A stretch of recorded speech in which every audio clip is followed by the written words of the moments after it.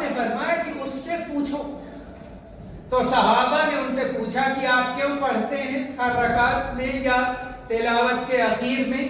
قل هو اللہ احد؟ تو انہوں نے کہا اس میں اللہ کی صفات کا بیان ہے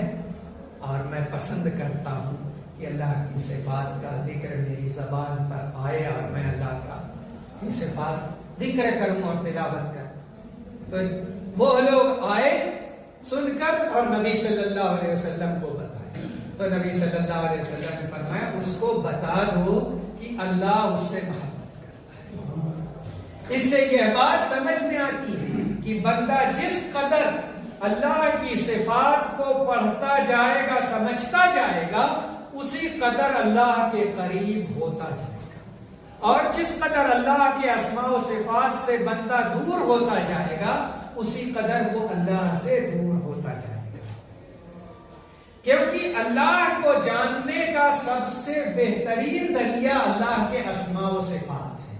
کہ اللہ کے جو نام ہیں ان میں اللہ کی صفات کا ذکر موجود ہے, اور اللہ کی صفات اور اللہ کی شان کو بندہ جس قدر جانتا جائے اس کے دل میں اللہ کی محبت بڑھتی جائے گی, پھر اللہ اپنے اس بندے کو اپنے قریب کرتا جائے گا. اسی لیے امام ابن قیم رحمہ اللہ نے لکھا ہے کہ مومن کا معاملہ بھی عجیب ہے اور اس کے اللہ کے اسماء و صفات کو جاننے کا معاملہ اور اللہ کی تکریم کا معاملہ بھی بڑا عجیب ہے کہ اللہ کی صفات کے بارے میں غور کرتا ہے, پڑھتا ہے اور تلاوت کرتا ہے اور جاننا چاہتا ہے, تو کبھی کبھی ایسا ہوتا ہے کہ بندہ اپنے بستر پر لیٹا ہوتا ہے اور اللہ اس کے درجات کو بلند کر دیتا ہے, جبکہ دوسرا کچھ عمل نہیں کر رہا مگر اس کا دل اللہ کی محبت سے سرشار اور معمور ہے,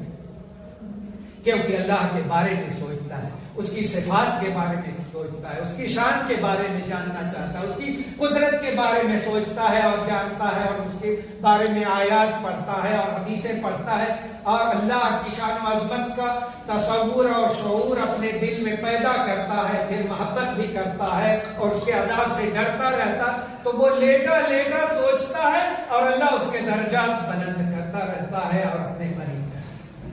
تو یہ کیفیت ہوتی.